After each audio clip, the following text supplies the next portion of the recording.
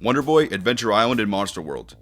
If you know anything about these games, it's probably that they have a complicated history. Clones, ports, remakes, confusing titles, reskins, spin-offs, reskins getting fully original sequels, lost media, and even an animated series. Every time I thought I found the last obscure game, I'd find 3 or 4 more that I missed somehow.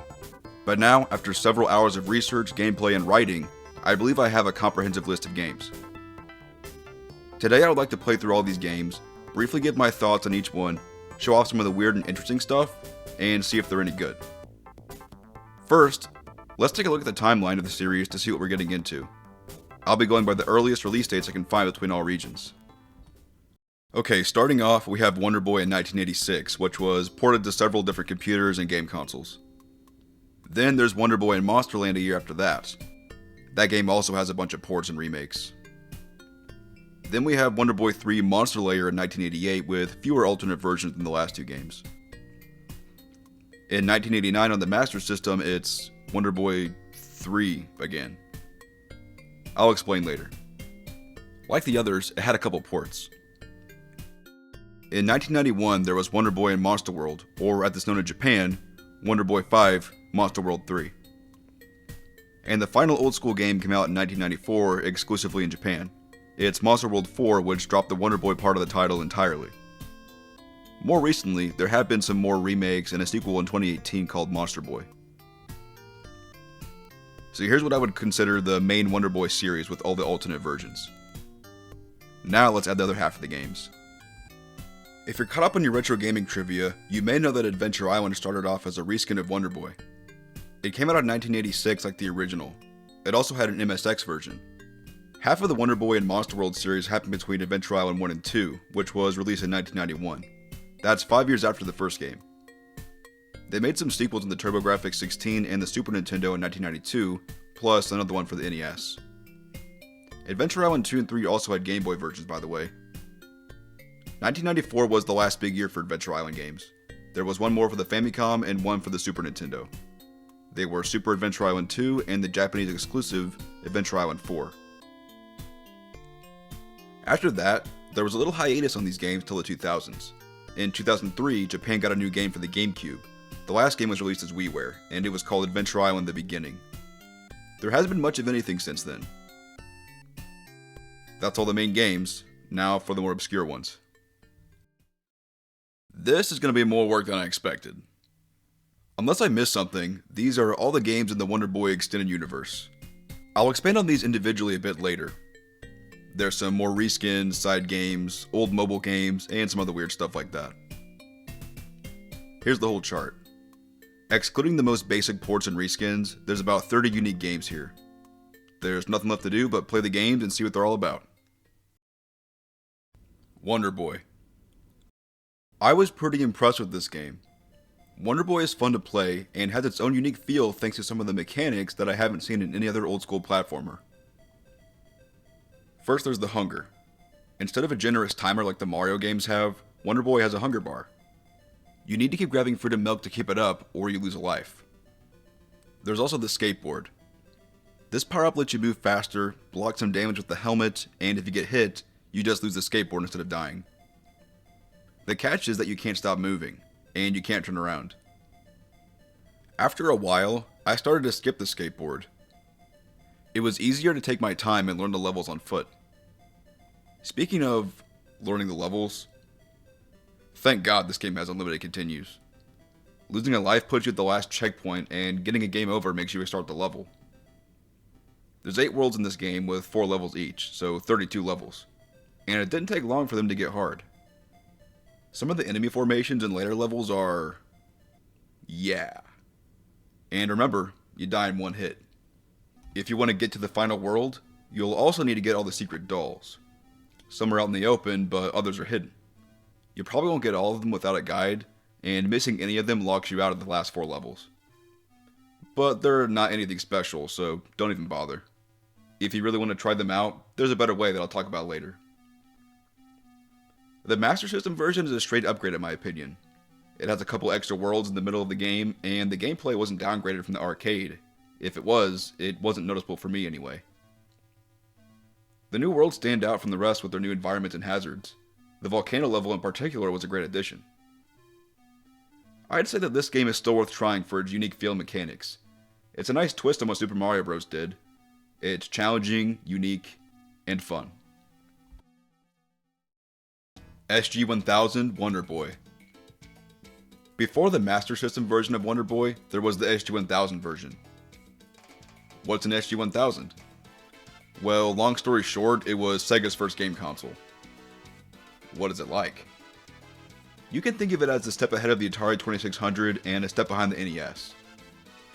The graphics look like an early NES game that runs poorly.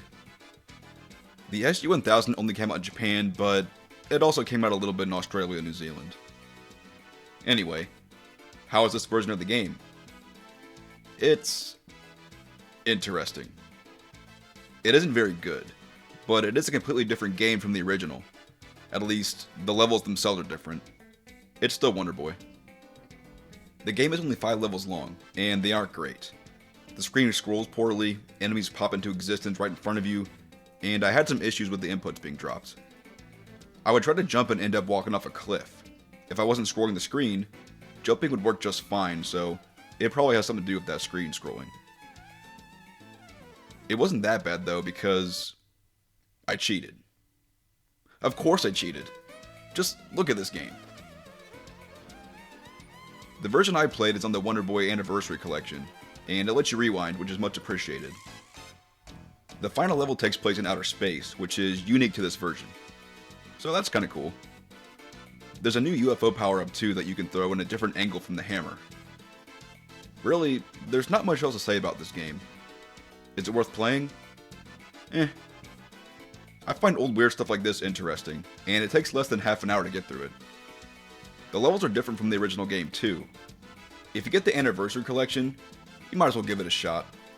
If only to see what it's like to play an SG-1000 game. Other versions of Wonder Boy. Wonder Boy had a few other versions on old computers too. I'm talking about the Commodore 64, Amstrad CPC, and ZX Spectrum conversions that were all done by Activision. Here's some gameplay from the Commodore 64. Technically, it does have original levels, but they aren't that different. It's a set of 4 levels that repeat 7 or maybe 8 times with different enemy placements.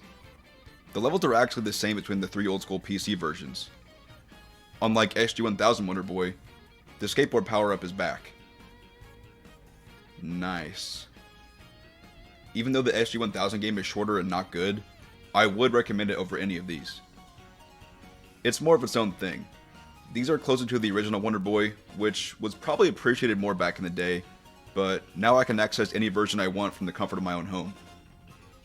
I would rather choose the best one and the strangest one before the rest. Still, these are technically original levels. If you want to play them, I would go for the Commodore 64 version. The ZX Spectrum version has worse scrolling, and the interesting look can be appreciated by a couple screenshots. The Amstrad CPC version looks like the Commodore version, but running worse. Only the most hardcore retro game lovers should even spend any time on these. Real quick, I actually found 2 more ripoffs.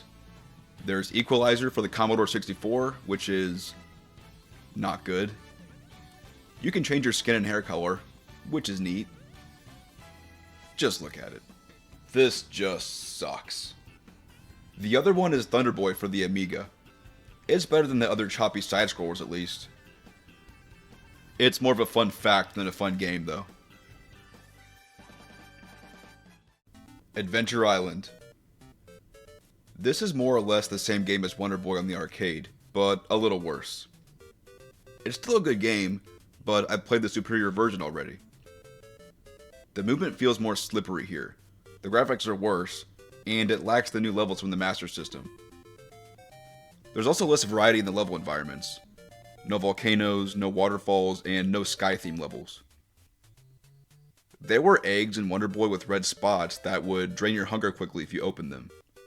Once you find that out, you can just avoid them. Well, in this game, the bad eggs looks just like the good ones. This, on top of the already high difficulty, makes the levels feel like trial and error. More so than Wonder Boy. Good thing we have infinite continues.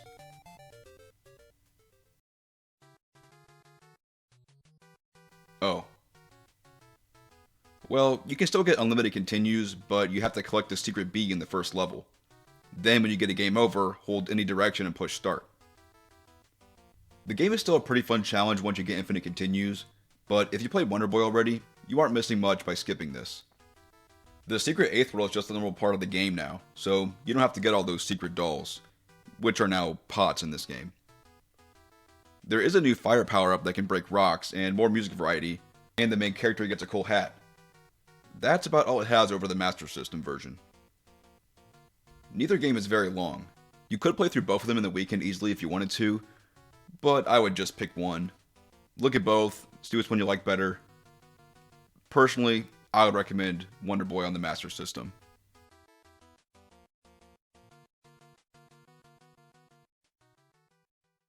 MSX Adventure Island.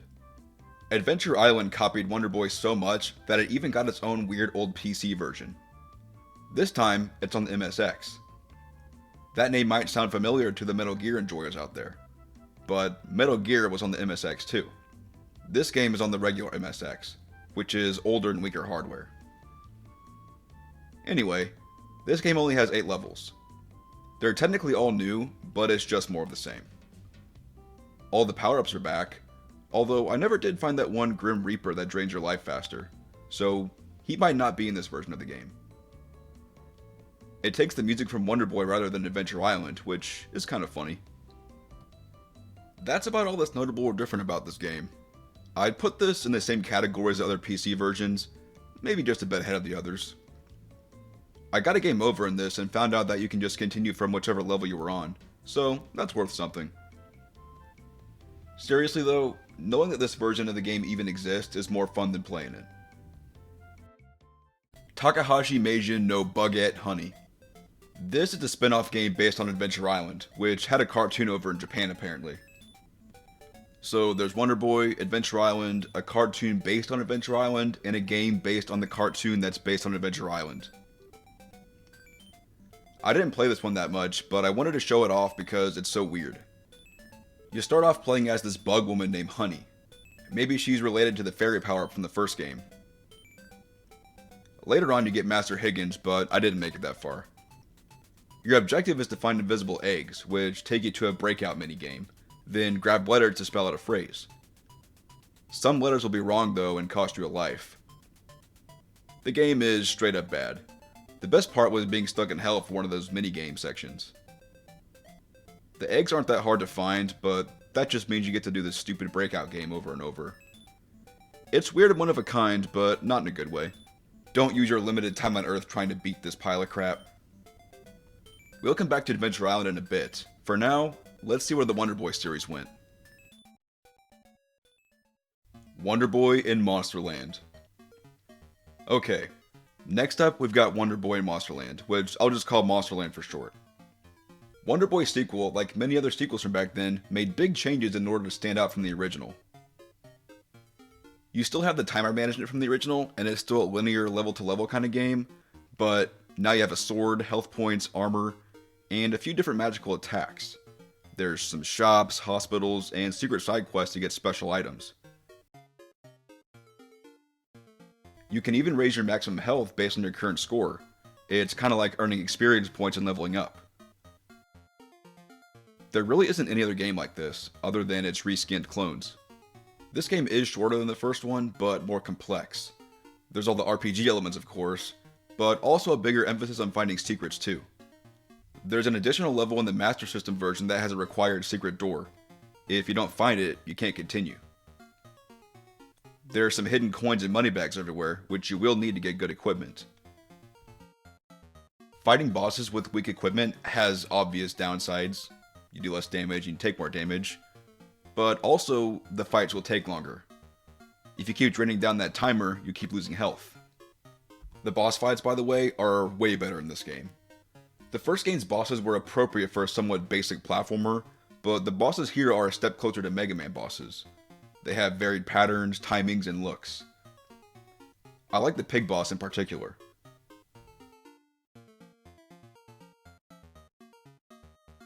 The final level is a big maze that can send you back a few rooms if you go the wrong way. Going the wrong way too much is very punishing. The pressure of that timer is always there. Luckily, I found an enemy that drops a revival potion halfway through the level. Sadly, there aren't infinite continues anymore, but you get these potions that protect you from a game over. Since the game is so much shorter, I don't think continues are that necessary to have. Still, having them is better than not having them. The big differences between the arcade and Master System version for this game are the arcade's better hitboxes and the wiggle jump to get extra coins, and the Master System's extra content.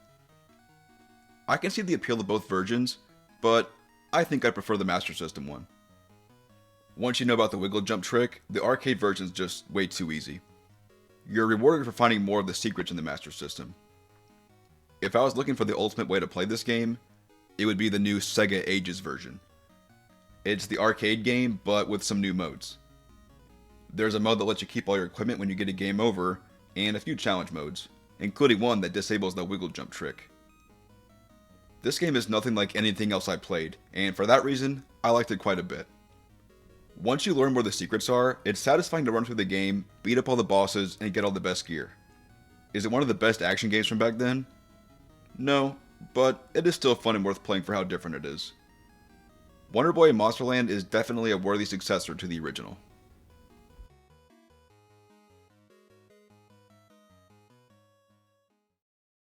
Bikkuriman World. This is a port of the arcade version of Monsterland, reskinned and put on the PC engine. Actually, it was one of the launch titles for it.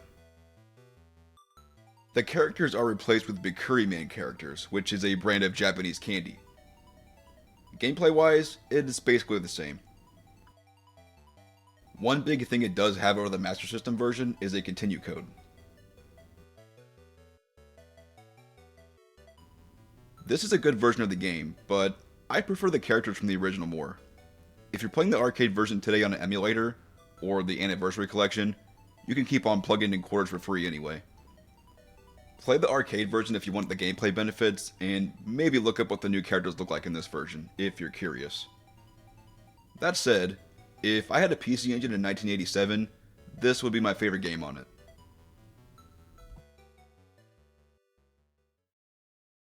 Computer versions of Monsterland. The game was also ported to old computers. The Amiga, ZX Spectrum, Atari ST, Amstrad CPC, and Commodore 64. Just like the Wonder Boy PC ports, these were all published by Activision. Ugh! What the? That's the ugliest title screen I've seen in a while. Most of these ports have a variation of this screen. Anyway, here's a quick rundown. Amiga. It changes the final level to a linear path with some of the previous bosses placed in your way. ZX Spectrum. The final level is a maze again, but different. It's the same room 4 times with 4 different paths to take. Also, the whole game looks like that. Atari ST. It's the Amiga version, but better. Amstrad CPC. It's the ZX Spectrum one, but worse. Commodore 64. The main character got a tan, and the final level was shortened to just the hallway before the dragon. There's no reason to suffer through these bad ports. There isn't enough of a difference in the levels or designed to make them stand out. I guess the most interesting one here to me would be the worst one, and to me that's the Amstrad CPC port. At least these versions had all the levels aside from round 11. The people who made these ports did a good job, and it's interesting to know that there's so many.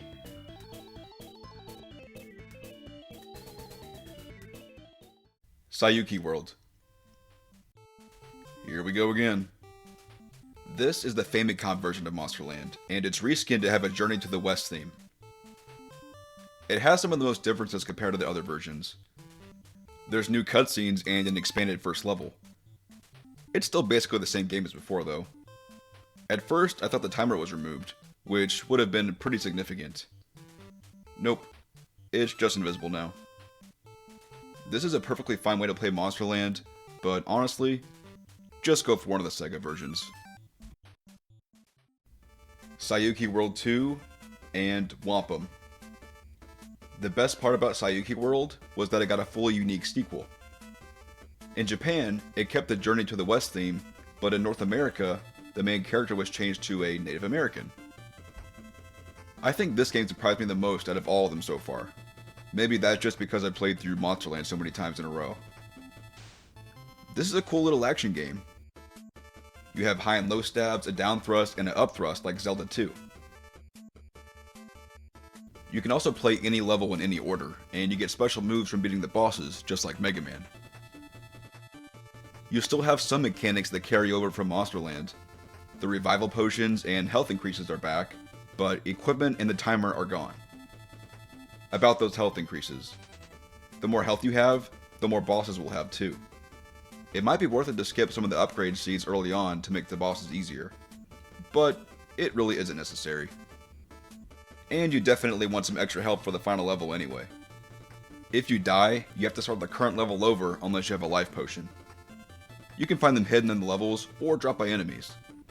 The levels aren't too long, so starting them over isn't a problem. The only exception for me was the final level.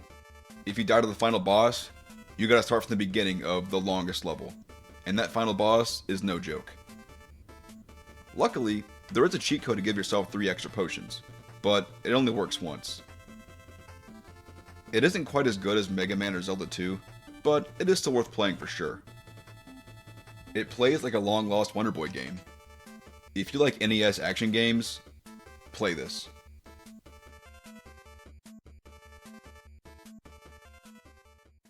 Wonder Boy 3, Monster Lair.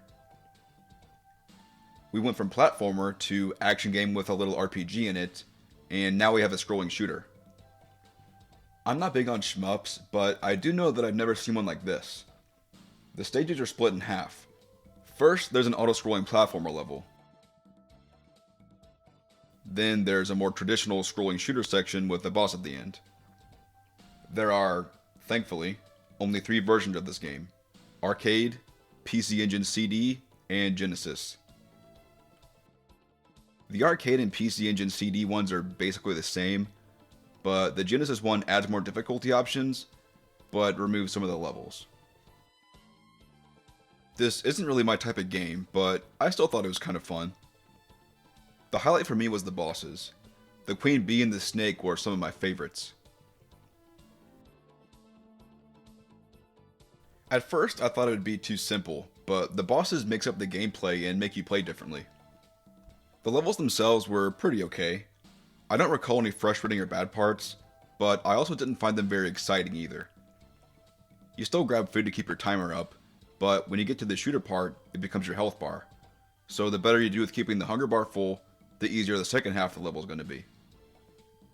You still die in one hit to most things, but some projectiles just damage your health meter. You can also pick up different weapons that have different ranges, speeds, spreads, and damage. I like the spread weapon for getting through the levels, and the missile for fighting bosses. They fill up your health too when you grab them, just like the food, so there's a decision to be made when they pop up. Do I keep my current weapon, or swap it out for one I don't like to heal up a little bit? The weapons also run out after a little while, so switching is encouraged. As someone who was never interested in shmups before, this game was a pleasant surprise. I'd say go ahead and give Wonder Boy 3 a try. If you want to give it a shot, play the Arcade or PC Engine CD versions. And the PC Engine CD version has a very good soundtrack, so I would say go for that one. Wonder Boy 3, Dragon's Trap. Next up, we have Wonder Boy 3. Again. Here's a better way to think of it. Monster Lair is Wonder Boy 3, and Dragon's Trap is Monsterland 2. This is the best game yet. Once again, they change up the formula. Instead of linear back-to-back levels, you have a central hub and different paths branching out of it. It's more about exploration this time. Oh, and there's no more timer. You have a few different animal forms with unique abilities. Lizard Man can duck and breathe fire. Mouse Man can climb on certain walls and fit in small spaces. Fish Man is the best in the water.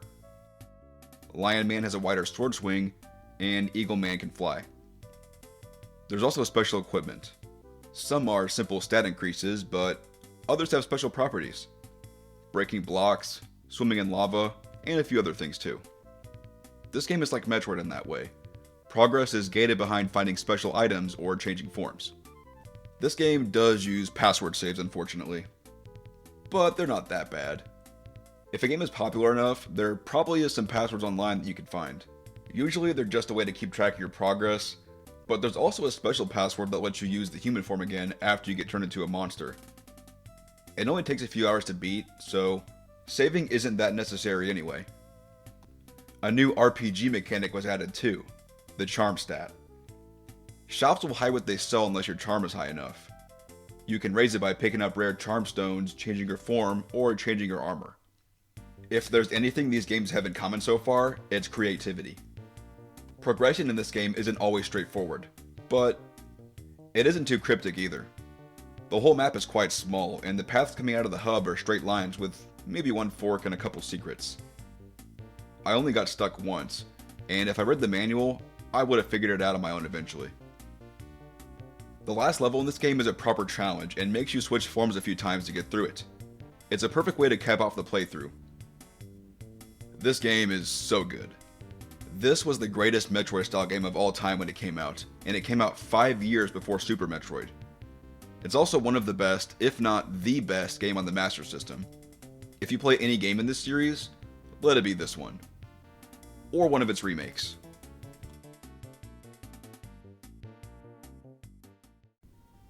Dragon's Curse. The first remake of Dragon's Trap was on the PC Engine. In America, it's called Dragon's Curse. And in Japan, it's called Adventure Island. No, this is not a joke. This game reminds me of the remakes in Mario All-Stars. The graphics are updated, and they added saves. The boss fights don't take place in a black void anymore. Lion Man is now Tiger Man. Other than that, the games are exactly the same. Actually, because I played both versions, I noticed that I found a bug. If you get one of the heart containers out of order, the chest that it's in will be empty. I didn't know this when I played the Master System version, and I ended the game with only 4 extra hearts. But in Dragon's Curse, I got everything in the right order, so I got 8 hearts at the end. This bug is in both games, and you can find forum posts online confirming it, so that just tells you how similar they really are. There's also a version of this game on the Game Gear. It looks the same as the Master System one, but with screen crunch, so no need to spend any more time on it. Just go for the original or Dragon's Curse if you want to stay retro.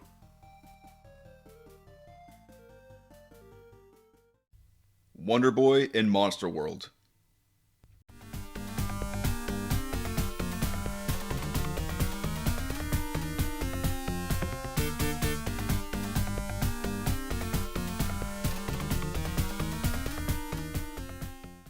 Why does nobody talk about this game?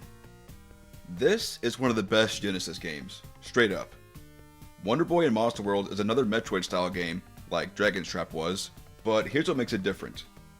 The first thing you'll notice is that you play as a human the whole time. More importantly, the level design has a lot more going on, and each dungeon has a special gimmick. Back in Dragon's Trap, most of the time you would just be walking in a straight line and fighting monsters. This time, you have Ocarina playing, ice physics, boulder traps, switch puzzles, and side quests. There's also special partner characters. These guys are based on the power-ups from the original Wonder Boy. You have the Fairy, the Grim Reaper, and some new ones. They didn't really affect gameplay that much, but they're cool to have around. The game is set up like this. Get to a new town, do the dungeon, receive a new item to get to a new location, and so on. Even without changing forms, I thought the progression was satisfying. There's enough variety with the equipment and spells to have a fleshed out moveset even in one form. You have 2 weapon types, along with shields, armors, and boots, just like Monsterland. The way spells work now is pretty cool too. You have a set amount of uses for each spell that you can upgrade over time by collecting more charges. Every time you go to an end to save, your health and spell charges are also fully restored. Oh yeah, there's regular saves this time. No more passwords. The difficulty in this game is pretty good. Not too easy and not too hard. Until you get to the last section of the game. The final dungeon isn't bad. There's a tricky platforming section that people say is hard. I mean, it's not easy, but it's not that bad. And it's a cool reference to Monsterland's final level. The difficulty of it is more annoying than challenging. If you fall down, you have to fight this dragon mini-boss every time. Just crouch and keep poking him. He's easy. The actual boss of this level is a bit much. If you have healing items and know what to expect, the fight is doable, but the first time you try, you'll probably die and have to go back to your last save. Later on, at the final boss, there's a similar problem. Look at this. Luckily, the path back to the endgame is short, so you can keep trying and eventually get it. Fun fact, in the Japanese version of the game, the last two bosses are easier. There's less projectiles in the multi-head boss fight, and the final boss doesn't have that buzzsaw. If you play every game before this, you'll notice references to each one. I like how they tied all these games together. Other than Monsterland and Dragon's Trap, they hardly felt connected at all until now. This might be my favorite Genesis game. If it's not my favorite, it's definitely in the top 5. I'm not really sure why I never see people talk about it. Maybe if it was on the Super Nintendo, it would have been more popular. I would recommend this game to pretty much anybody that likes retro games. If you like what you see, give it a try.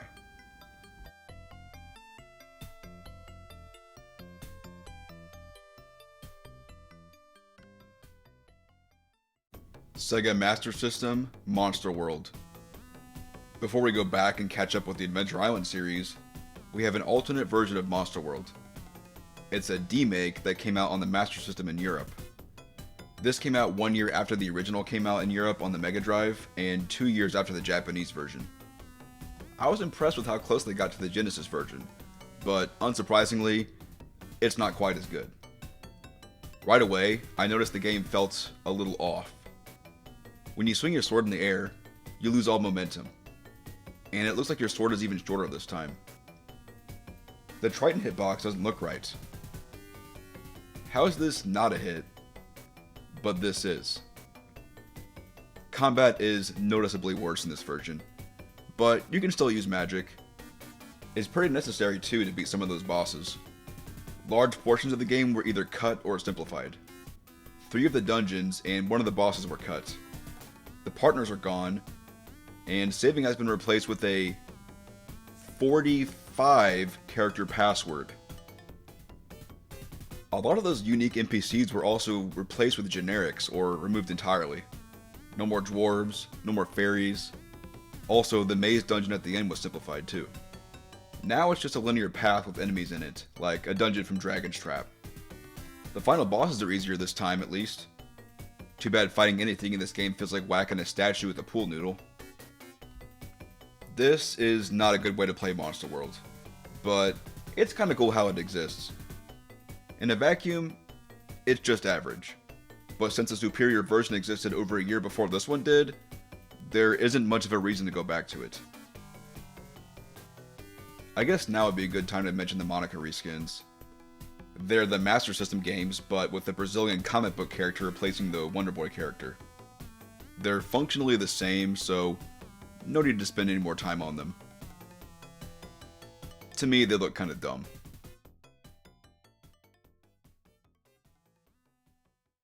Adventure Island 2. We're finally back to Adventure Island again. For the most part, the Adventure Island games will stick to the original Wonder Boy formula. Adventure Island 2 does this, and also adds some nice new features. Before we get into the new stuff, it's been 5 years since Adventure Island 1. How does this game directly improve on the first one? Is the core gameplay itself better? Oh yeah. The movement and controls are way more precise, and the platforming is also better. The improved controls also carry over to the new movement in swimming and flying. You don't have to mash jump to swim higher, just hold the button. The level design for the most part is only slightly better. It's not like it was bad before, so just being a little more interesting and having better control goes a long way. Now for all the new stuff. First of all, you have these dinosaurs to ride on. There's a red one that breathes fire, a blue one with a tail swipe, a flying pterodactyl, and a Loch Ness monster who can swim the fastest. They all move quickly and let you take an extra hit. If you beat a level without losing them, you can also store them in your inventory for later. Just like the skateboard power-up, there's a downside for these guys too. The timer will deplete faster. I guess the dinosaurs are cutting into your food supply. Another cool addition is the world map. Movement on the map is automatic, so you don't get to go backtrack or choose between levels or anything. but it's still satisfying to see how far you come. It also shows how close you are to the next boss. Speaking of bosses, they're pretty good.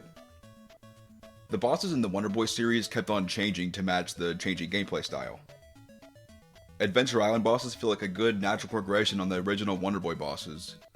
The complexity of the fights have increased, they're more fun, and they fit in with the classic gameplay. Thankfully, the bosses aren't too difficult either. If you get a game over, you don't have to start from the beginning of the game, but you do have to start the current world over. I'll admit that towards the end of the game, when it started to get really tough, I would save state at the start of each level. If I had to name my favorite new addition to the game, it would be the new level types. There's deserts, snow levels, inside and outside of volcanoes, sky levels, and my favorite, the vertical climbing cave levels. All these new features along with the improved gameplay make this a perfect sequel. If you like the classic style of Wonder Boy, this game is definitely worth your time. Adventure Island 3. So 2 has the Roman numeral 2, and this one has a regular number 3. Just in case the game titles weren't consistent enough. Looks familiar, right? Yeah, it's basically an expansion pack for Adventure Island 2. Kind of like the Mega Man sequels were on the NES. I actually like this one more than the second one. I noticed more variety in the level environments. Also, the levels kind of lead into each other. There's a level that takes place in a dinosaur skeleton, and the level after that is on some bones that washed away into the ocean. You also have to cross the desert level before you get to the pyramid. Little details like that go a long way for me. The most noticeable change is the new dinosaur. It's a Triceratops that can spin like Sonic. You can go really fast with this dude if you know what you're doing.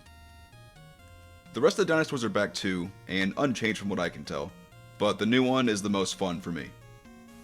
Other than that, the only other thing that I noticed was the removal of the egg minigame. Every time you beat a stage in Adventure Island 2, a bunch of eggs would spin in a circle. Each one would take you to a different level on that island. Sometimes you'd skip ahead, or if you're unlucky, you'll play through every level one by one.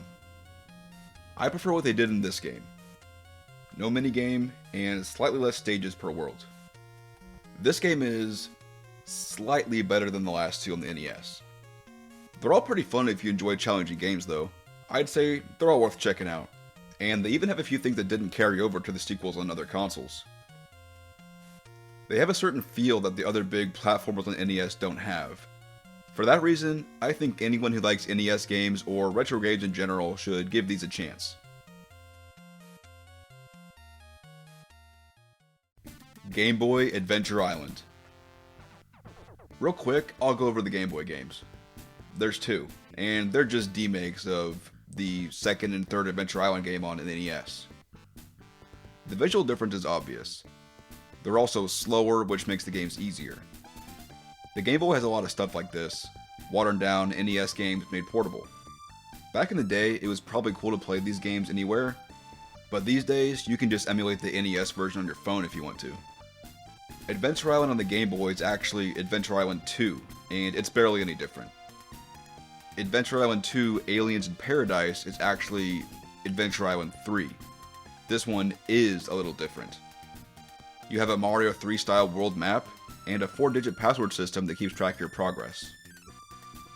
They're kinda cool, but you might as well play the NES versions. All the NES ports on the Game Boy don't interest me much. Moving on. Kiki Inland. Kiki Island? I mean, inland? What? No. What is this? It looks like a bootleg version of Adventure Island. It came out in 1992 in Europe for the Game Mate. The Game Mate was a competitor to the Game Boy made by Bitcorp. Long story short, they were a Taiwanese company that made clones of the NES, Atari 2600, and SG-1000. They also made some unlicensed games back then. Anyway, the only reason I know this game exists is because it's on the Wikipedia page for Adventure Island 2 as an alternate version.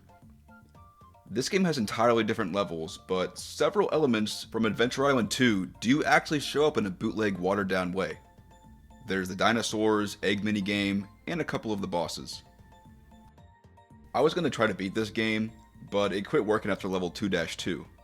It's probably an emulation error because, well, look at it. Game 8 emulation is rough. That's a good excuse to quit playing. It's not good. Yeah, I know. Surprising, right? Here's some of the parts that stood out to me. You can't jump over this fire because you'll bump your head on the top of the screen. You have to walk off the ledge, then jump over the fire. How do we get past this spike ball? Swim over or go under? Take a guess. Yeah, you walk under. Somehow that doesn't count as a hit. Oh, an egg. How would I get that? I wonder what's in it. Huh. Obviously, the game is horrible. Watch a playthrough on YouTube if you're curious. You know, even though it wasn't good, it was kinda cool to learn about Bitcorp and the game mate and all that. That's another cool aspect of these games. The backstories and connections. This is a 1 out of 10 game with a 7 out of 10 backstory. Super Adventure Island. First things first, hear this music.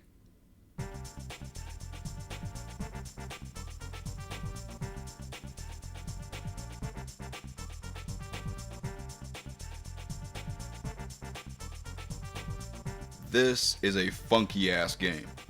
It's the same gameplay as usual, but at a slower pace. Get food, jump around, fight boss, so on and so forth. This time though, they simplified the game a bit. There's no more dinosaurs or world map, and it's only 15 levels long. This might sound like a step back from before, but in my opinion, it isn't. The last two games went for a more frantic pace, added several new features, and were excellent sequels to Adventure Island 1. That was a perfectly fine direction to take the series. But here in the Super Nintendo, they took a different approach. Quality over quantity. Because there are only 15 levels, none of the environments are repeated, and each level is more distinct gameplay-wise. You could beat it in less than an hour if you're good. It's not as hard as before though.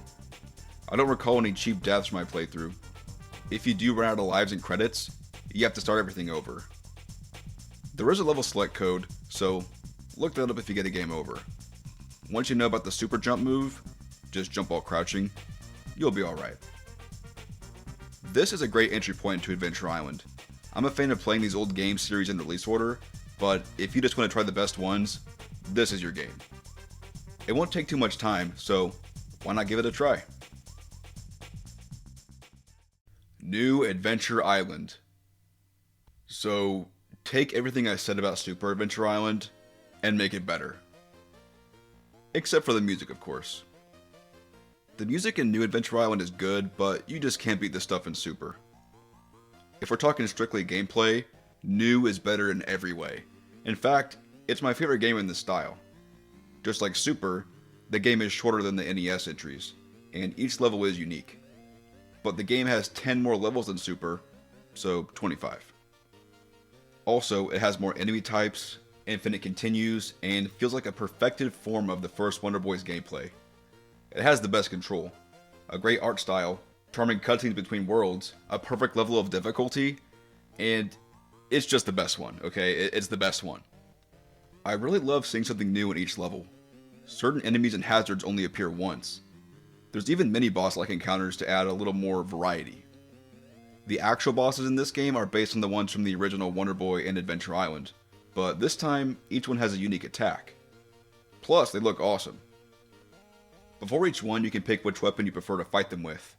I went for the axe because you can spam it the fastest. The new dart weapon is a good option too because you can throw it further than the others. The final boss is different from the rest. Not too hard and not too easy.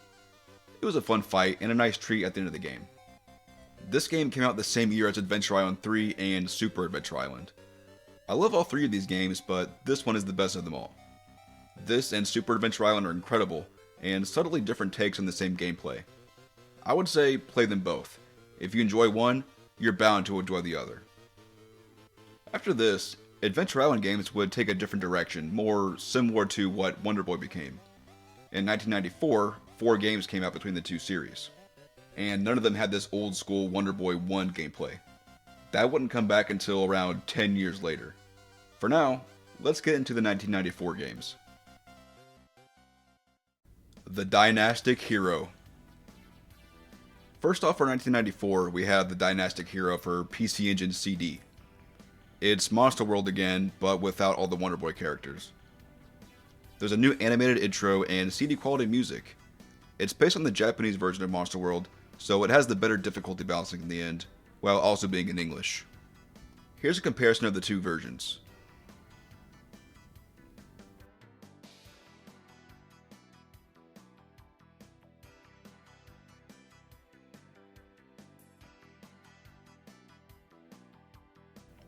And here's some of the music.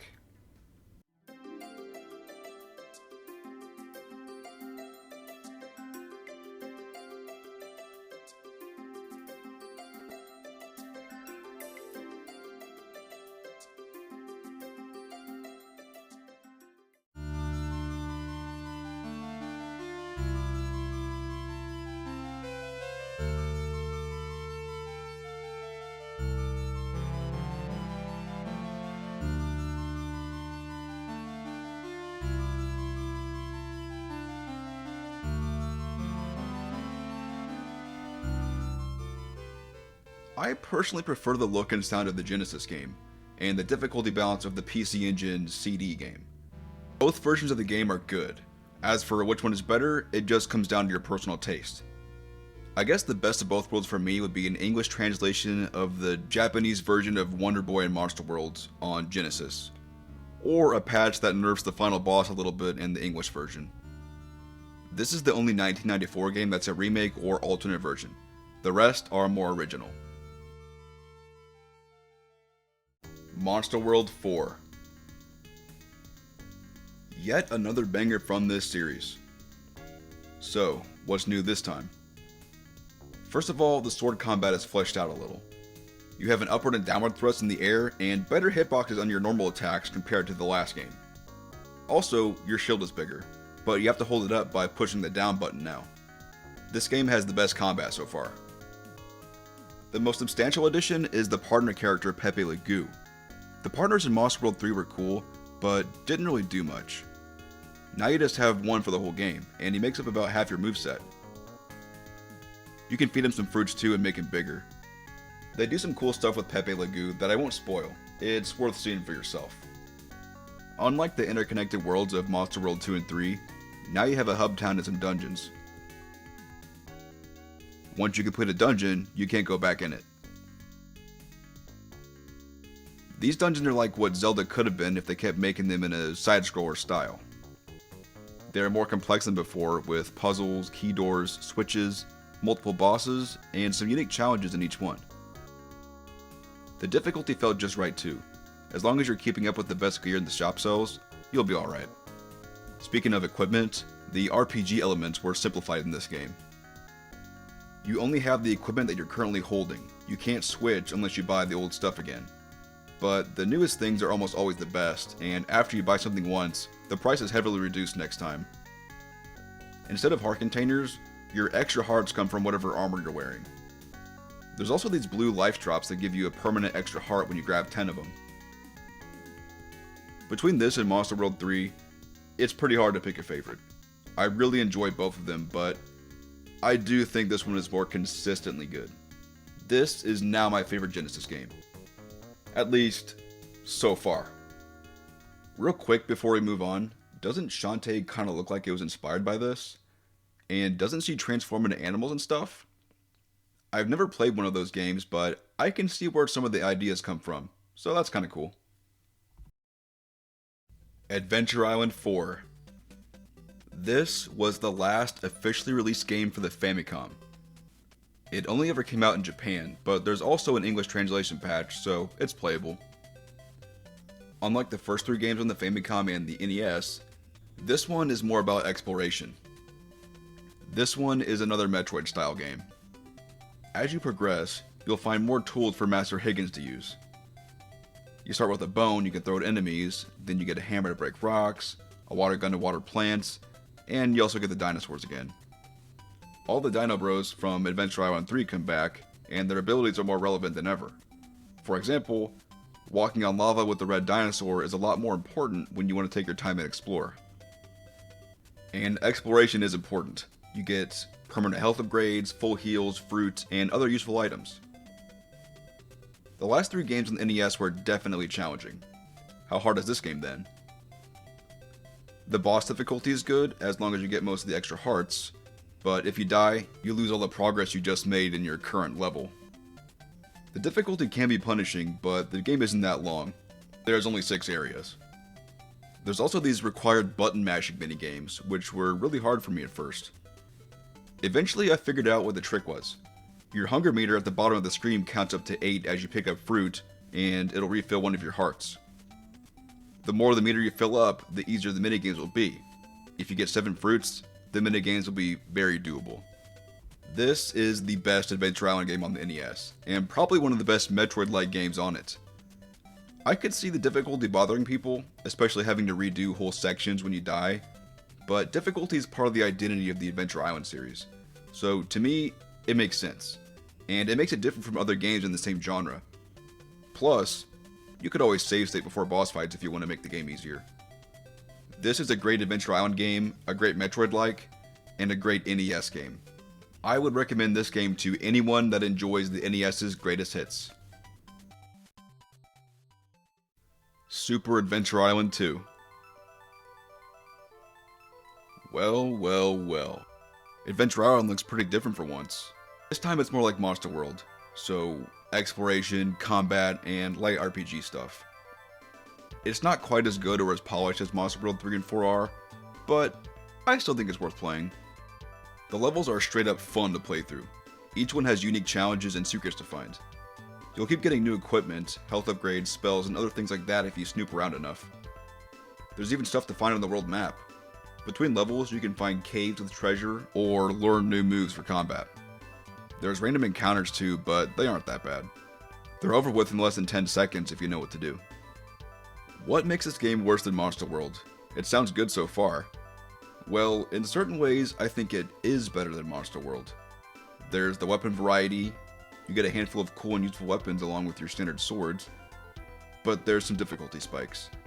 There's barely any characters to interact with, and it has more backtracking than any of the Monster World games. If this was strictly an Adventure Island video, this would be one of the best games in it.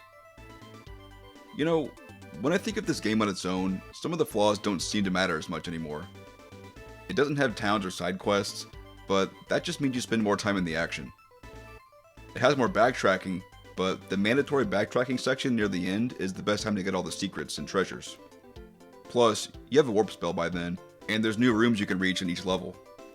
Long story short, if you like Metroidvanias, you'll probably like Super Adventure Island 2. By the way, the final boss is a big eyeball monster, just like Monster World 3 and 4. Kind of a funny coincidence. Boys Active. Okay, that should be it for 1994. Wait, what's this? It doesn't have a Wikipedia page. It's a LCD game? Does this count? Here it is, Boys Active. It looks like a calculator. It has the Sega logo, so it's a real licensed Wonder Boy thing. It's a calculator with a built-in game. Okay. Let's put this through Google Translate. Huh. There's single player and multiplayer, some kind of basic combat going on, and a matching game. I can't play this, but I thought I should show what I can. It's on the Wikipedia page for the series after all. Out of everything in the video, this is probably the last quote-unquote game anybody would want to play. It's also the hardest to access since it can't be emulated or released on Steam. And that's it for 1994. There weren't any new games until 2003. Most of what comes after this is remakes and compilations. That said, there's still some neat stuff to cover. Maple Story. Briefly, I would like to mention MapleStory. If you've ever played it before, the inspiration from Monster World is as clear as day. It's Monster World in MMO form. Even the enemies look the same. Funnily enough, in China, the game is called Adventure Island Online. I personally don't care about MMOs, but they did actually make a single-player MapleStory game. It's on the DS and it only came out in Japan and Korea. There's a partial English translation patch for it, so you can run through the first chapter or so to see what it's like. It's definitely a Wonder Boy inspired game. I might come back to this game at some point if a full translation patch is released. If you really want to give it a try though, I bet it's fully playable with RetroArch or Google Lens. I don't think the story will be any good, and the game probably won't get too complicated. This and the Shantae series are things I'll come back to in the future. Hudson Selection Volume 4. This game was one of the most interesting to me personally. Most sources online say it's a remake of the first Adventure Island. English and Japanese sources make this mistake. But I can see why they did. The first 3 levels actually are a remake of the first 3 levels from Adventure Island 1. Also, the back of the box says it's a remake. After those 3 levels though, it becomes a unique entry in the series. It's more like a sequel to New Adventure Island, which is the one I liked on PC Engine if you forgot. So now that we know it's not a remake, what's up with the title? Back in the early 2000s, Hudson made a few budget games for the GameCube and PS2 that were new entries in their classic retro series. There's 4 of them: Lode Runner, Star Soldier, Bonk, and Adventure Island. These all look pretty cool, and it seems like there's more to them than what the internet can tell you. Hudson Selection Volume 4 is basically New Adventure Island 2 with some nice extras. It has an easy mode if you want it, level select for any level that you beat, unlockable extras like old commercials, NES music mode, and a button tapping minigame, and probably more.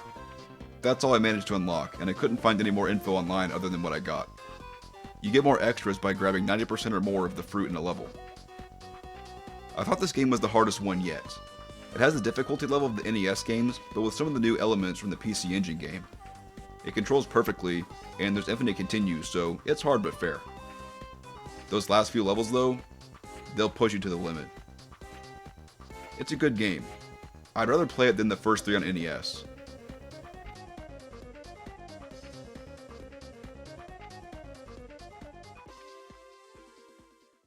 Throughout the 2000s, there were 7 mobile games between Wonder Boy and Adventure Island. I'll just go through all of them in one section now. Only one of them is a strictly Wonder Boy game. The rest are Adventure Island, but one of them is kind of both. I'll start with that one. Adventure Island and Monsterland. This is an early 2000s mobile phone version of Monsterland with an Adventure Island skin. The difficulty is way lower, which makes sense if you consider what you're using to control the game. They make up for the phone controls a little by making your attack a projectile like the other Adventure Island games, so combat is easy, but platforming is tougher. The hardest part of the game was this platforming section in the final level. Maybe if you played this on an actual phone back in the day with real buttons, it wouldn't be as bad, but I was using a touchscreen as you can see. Other than that, there's no sound effects, and the music gets annoying really quick. This isn't the worst version of Monsterland, but it's nowhere near as good as the ones you'd actually want to play. I'm glad games like this haven't become lost media. But that said, I couldn't find the English version of this, only the Japanese one. If I got anything out of playing this, it was an interest in obscure phone games from the 2000s. Adventure Island Mobile. So here we have another standard Adventure Island kind of game. I can tell they actually put in effort for this game. You can turn off certain hazards, give yourself extra lives, and best of all, there's an auto fire toggle. Anytime you're by an enemy, Higgins will chuck hammers automatically. So you can focus on platforming with the difficult phone controls. You have infinite continues and respawn to the last checkpoint even if you get a game over, so you might as well think of it as having infinite lives. You also have a level select and 16 levels to play with boss fights like the original. It's pretty solid for a phone game. I would have played this on my bus ride back in the day. I can't seriously recommend it, but I would happily choose this over those ancient computer ports of Wonder Boy 1 or Monsterland. Fun fact: This game appears as an unlockable minigame in Bomberman Land 3 for the PS2. You have a cell phone in that game, and you can get a bunch of real Bomberman mobile games for it, plus this Adventure Island game. Pretty cool, huh? Wonder Boy Mobile. Here's the only Wonder Boy mobile game. And it's just Wonder Boy 1 again, but with better controls. It might have been cool 20 years ago, but it's kind of pointless now. We've already spent enough time on this game. Adventure Island Pachinko. Yeah, it's just Pachinko, but with Adventure Island characters. Some of these mobile games are actually, games, but others are too simple to really capture my attention. Don't get me wrong, I see the appeal of messing around with this for a few minutes if you enjoyed Pachinko in the 2000s, but there's better options for that now, and who really cares about this? Gachapin Adventure Island. Currently, this game is lost media. It's a crossover between Gachapin, which looks like a Japanese Sesame Street character, and Adventure Island. Actually, there were a few other Gachapin games with Hudson Soft characters, but let's stay on track. Since this game isn't dumped online yet, I had to look for gameplay videos and screenshots, and luckily I did find some. The game looks, not good. It looks like Adventure Island 1 gameplay, but worse. There's also story and cutscenes in this, but I can't read Japanese. This piece of lost media doesn't seem like a great loss, to be honest. Adventure Island Cross Katamari. Here's another more interesting crossover. Unfortunately, this game looks more basic than the Gachapin one. This one is lost media too, but there's some screenshots you can find. From what I can tell, all you do is roll up a ball of bananas and try to get high scores. Not a very compelling concept to me, but hey, it's a neat little crossover. Adventure Island Quest. I saved the best mobile game for last, and it's also lost media. This is technically the last Adventure Island platformer game ever released, and it doesn't look too bad for a phone game. Graphically, it looks like it could have been on the DS, or if it were a little crunchier, maybe on the GBA. Even though it isn't dumped online anywhere, full playthroughs can be found on YouTube. So I skimmed one of those playthroughs and you know what? This looks kinda cool. You can select level packs to play through and have certain rules like time attack or non-stop running. There's new elements with the levels too. Ropes to swing on, booster pads you can jump off of, and new enemies of course. The levels look more open than previous games. Sometimes you can take different paths. You may have noticed these gold melons from these screenshots. They're like the star coins from New Super Mario Bros. But I think they're just for fun. It doesn't look like you have to use them for anything. They do add to the exploration factor of the levels though. Since this is a fully original game and it isn't super basic or a pachinko app, this is the best of the mobile games. Hopefully it gets dumped online at some point. Adventure Island: The Beginning. Well, this game was a pleasant surprise. I kind of expected it to be boring and more of the same. Yes, it's old school Adventure Island gameplay again, but it actually has some substantial additions. You no longer die in one hit. Enemies and obstacles take chunks out of your hunger meter instead of killing you. Don't worry though, the game is still pretty challenging. There's an upgrade shop. Each level has golden melons that you can turn in for permanent upgrades. There's movement abilities, passive boost, and weapon upgrades. Don't skip these, and get the double jump ASAP. There's a world map. Just like the new Super Mario Bros. Games, and Adventure Island 3 on the Game Boy, you can move around on the map and pick the level you want to go to, or replay old levels to get the melons you missed. Minigames. Since this is a WiiWare game, they included some motion-based minigames. Well, 3 are motion-based. There's one more that's a button tapping test. How many times can you tap a button in a second? The person Master Higgins is based on could tap 16 times per second, and beating that record is one of the achievements, which is pretty cool. The main game is only 16 levels long, and it has a boss rush level after that if you want to rematch the bosses. There's 4 zones with 4 levels apiece: jungle, cave, beach, and castle. It's not a bad game at all. That said, I'd rather play one of the 16-bit games instead of this most of the time. This was the last Adventure Island game other than Adventure Island Quest. Hudson Soft ceased to exist in 2011, and all their intellectual properties belong to Konami now. I don't know when or if we'll see another game in this series, but honestly, I'm satisfied with what we got. The classic Adventure Island gameplay has been pushed pretty far, and if you keep on adding to it and changing it, it would no longer be Adventure Island. If we ever do get another game, I'd like it to be a 3D platformer. Keep the hunger bar, the difficulty, and linearity, but true 3D levels. That's the end of Adventure Island, but we still have some Wonder Boy games left. The Migami fan games. Before we get to those last few Wonder Boy games, I'd like to cover a few fan games and indie games that take direct inspiration from the Wonder Boy series. In 2009, an independent game developer in France named Migami made a PC remake of Wonder Boy and Monsterland. And it's alright. It's kinda like it was made from memory. All the levels are here, but just a little different. The timer's gone, and there's a new world map between stages, showing you how far you've come. That's cool and all, but the same developer also made 2 new games based on that remake, The Lost Valley in 2009 and The Legendary World in 2010. Think of these as expansion packs for their fan remake. They have some new enemies, new levels, world maps, and still no timer. Personally, I think the timer is one of those things in Monsterland that makes it special. I wouldn't really bother with the remake unless you just hate the timer that much. The sequels are cool though, they're worth checking out just because they're fully original games, and the developer, Migami, has made some other cool stuff too. Actually, there's one more Migami game I want to talk about. Back in 2005, they made this peculiar little game called Wandering Fighter. Huh, this looks familiar. Yeah, so this game was clearly inspired by Monsterland, and then later on they made the remake of Monsterland from this engine, so on and so forth. Give these a shot if you like weird and obscure indie games, and if you end up liking them, Migami also made some Castlevania games and Wallachia Reign of Dracula, which is available on Steam. Bentley Bear's Crystal Quest. Okay, so this barely counts as a Wonder Boy game, but I wanted to include as many obscure games as possible.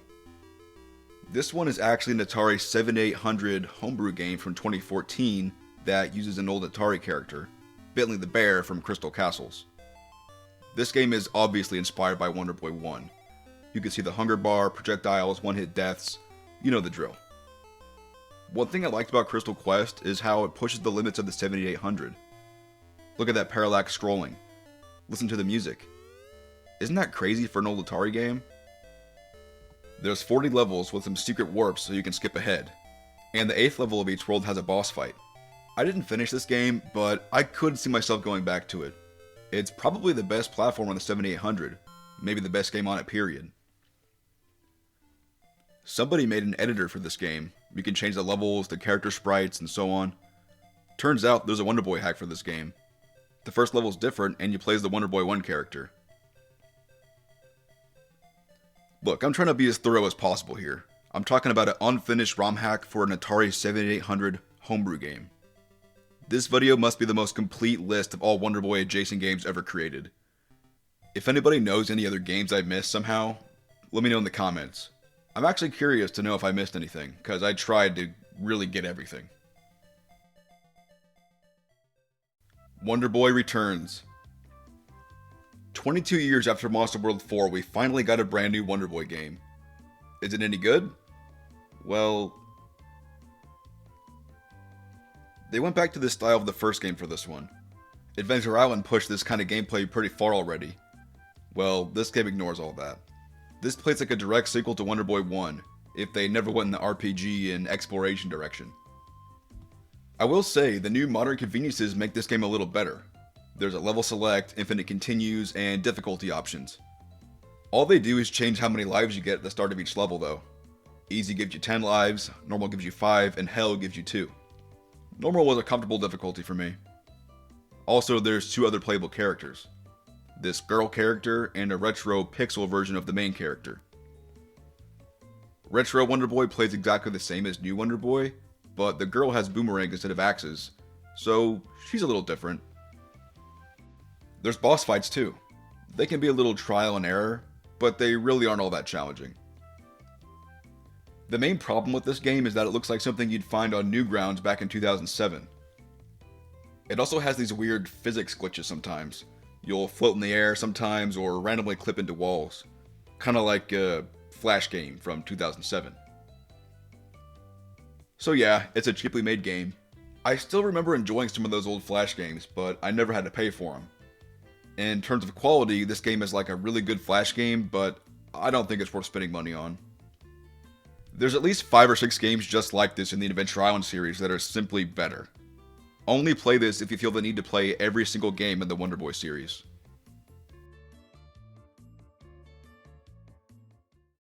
Wonder Boy Dragon's Trap Remake. Do I even need to say anything? Here's a quick rundown. It's a remake of Dragon's Trap with new optional content, and you can switch between the new look and the retro look at the push of a button. I already love Dragon's Trap on the Master System, and this is even better. The whole game is intact except for the charm stat. Every shop just sells all their stuff right away. To some, that sounds like a direct improvement. To others, it sounds like a loss of some of the challenge from the original game. Charm isn't entirely cut, but it's heavily simplified. Every animal form has a secret challenge room with a charm stone at the end. If you get all of them, you can buy a strong sword at one of the shops. That's it though. It only affects one item at one shop. The removal of a charm changes the equipment progression a little, but honestly, it isn't that much of a loss. Other than the new challenges, they added achievements, autosaves, a playable girl character, an easy mode that gives more potions, a hard mode that adds a timer for Monsterland, and a post-game challenge too. Not bad, and I'd say losing the charm stat is worth it if you get all that. This is one of the best remakes I've ever played. It's based on one of the best games of its era. This is a good place to start if you just want to try out the best this series has to offer. Monster Boy and the Cursed Kingdom. This is the newest fully original game in the Wonder Boy series. It's just remakes after this. Monster Boy is technically Wonder Boy 8 and Monster World 5. It came out a year after the Dragon's Trap remake, and as you can see, it also went for a hand-drawn style. I think Dragon's Trap did it slightly better, but this is still quite good. In terms of gameplay, it's most similar to Monster World 2 and 3. The map is more complicated and has more puzzles like Monsterland 3 on Genesis, but the most obvious similarity is with Monsterland 2. You have different animal forms, and most of them are functionally similar to the ones from before. The snake is small and can stick to certain walls, the frog is good in the water, and the dragon can fly. But they all have more special abilities, so they're even more distinct in this game. The snake can spit out poison, the frog can use his tongue to swing around on these hooks and eat bugs. There's also a brand new form, the pig. This one can use magic items like the fireball and the tornado. Also, you can smell around to find invisible platforms and hints. There's a downside to the pig though. You can't use equipment in this form. Remember the special equipment from Dragon's Trap? Well, every piece of equipment has special effects now, so any form that can take advantage of that is good. There's also an upgrade system where you can unlock more special effects on everything. It's not just stat buffs.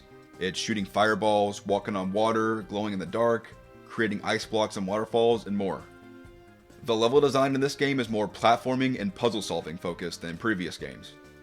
There aren't any complicated Zelda-like dungeons, but each level is executed very well and all of them are fun. This game is honestly one of the best Metroidvanias that I've ever played. The levels are good, but what about the bosses? These are some of the best boss fights in the series.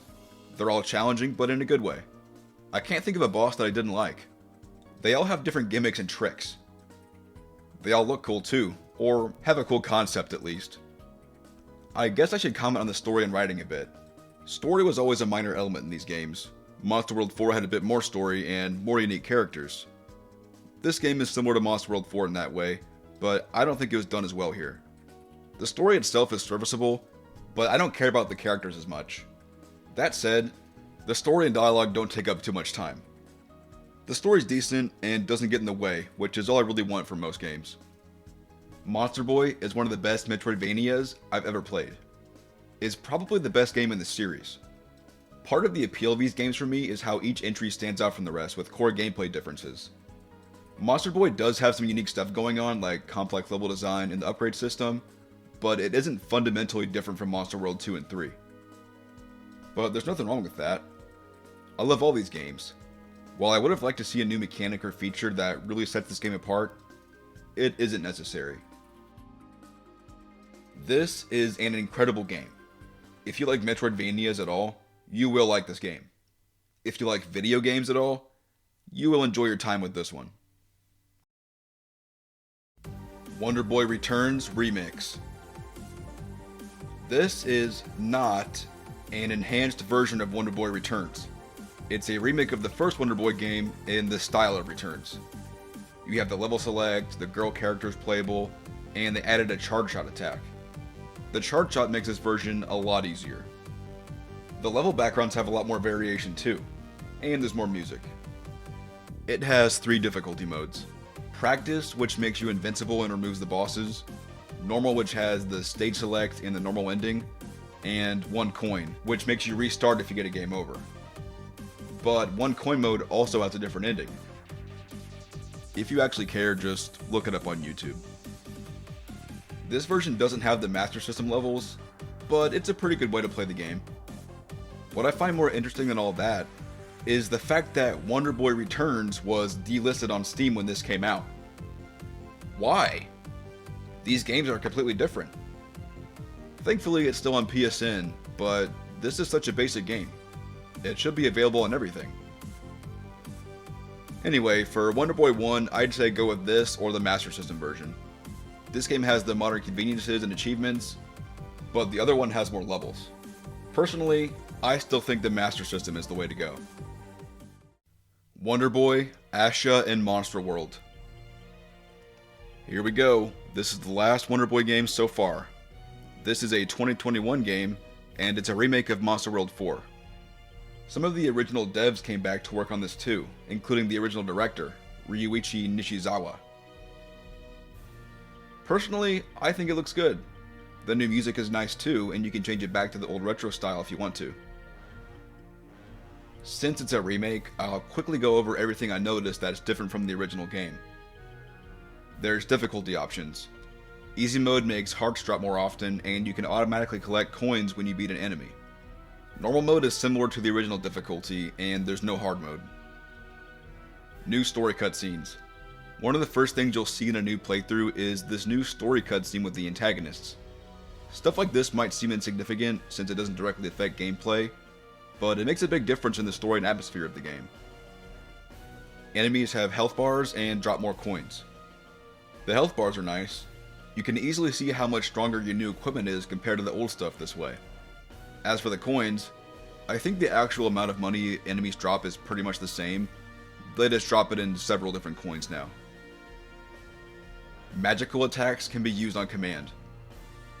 Before, magical attacks, which are just another way of saying critical hits, would happen on a specific attack in a sequence, every 5th or 6th or 7th hit, depending on the weapon you're using. Now you build up a meter instead, and once it's full, you can do the critical hit on command. Having more control over this is an improvement, I'd say. You keep all the equipment you buy. Now, instead of needing to buy old equipment if you want it back, you can just keep it. Also, everything you equip has a unique look now, which is a nice touch. You can keep track of all the life drops. Now there's a counter in the pause menu that shows you how many of the life drops you have out of the total. You can hold multiple elixirs. Before, you could only have one at a time. This makes the game easier, but I can't complain. It was never that difficult anyway. You can save anywhere outside of boss fights now. Cool. I'm not sure if I prefer this game or the Genesis one. I like the retro look of the original, but this one also looks pretty good. I think the new cutscenes and all the small improvements make the remake better than the original, but I'd never say you shouldn't play the Genesis version. If you only have time for one of them, play this one. Unlike many disappointing remakes that come out these days, this one is actually good. It was excellent before and is just as good now, and even a bit better too. Seriously, if you need a fun 2D action adventure game, this is one of the best ones I know about. So there you have it. That's the entire Wonder Boy extended universe. I learned a lot while doing research for this video. I found some new favorites, and learned about a bunch of other games that I might like. Alright, what do I think now that I've played all the games? I'll start with Adventure Island. Unfortunately, the Adventure Island series is most likely dead. As I said before, I think a 3D entry in the series would have been cool. A linear 3D platformer with a focus on challenge and keeping your hunger meter full. The upgrade system from the WiiWare game could also make a comeback, but this will probably never happen. The IP is owned by Konami now, and if we get anything from them, it's probably going to be another compilation.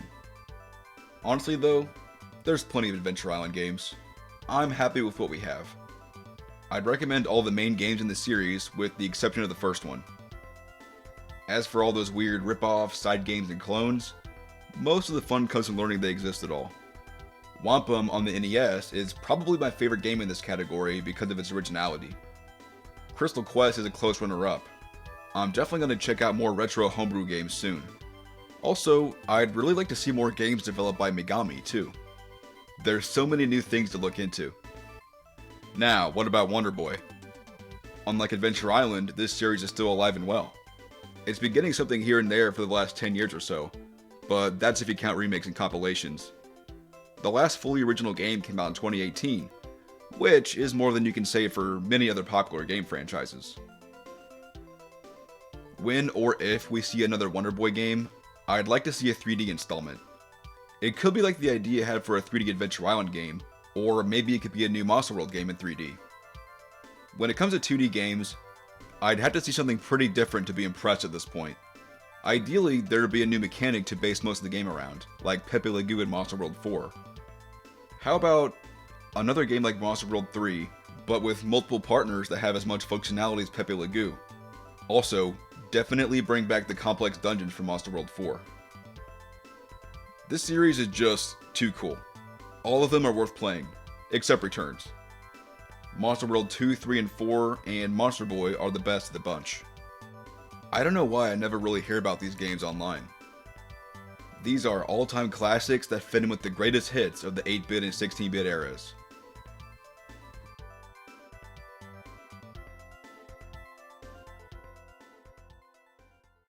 Thanks for watching this video.